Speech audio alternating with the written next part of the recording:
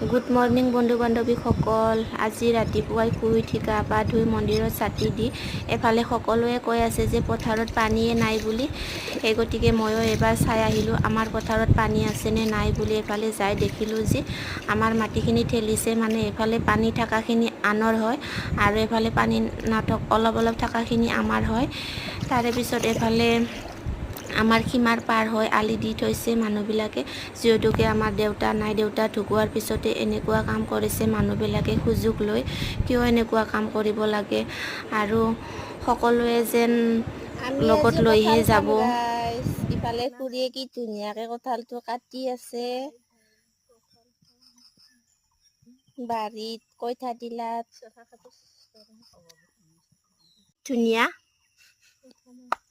নিজে পাৰি আনছো আমি গাছৰ পাই, বৌ আৰু মই। গাছত উঠছি ক'ত? বৌয়ে গাছত উঠছিলা নাকি?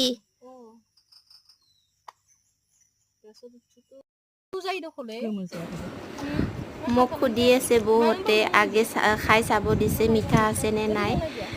তাৰে পিছত অলপ মিঠা আছে বাৰু।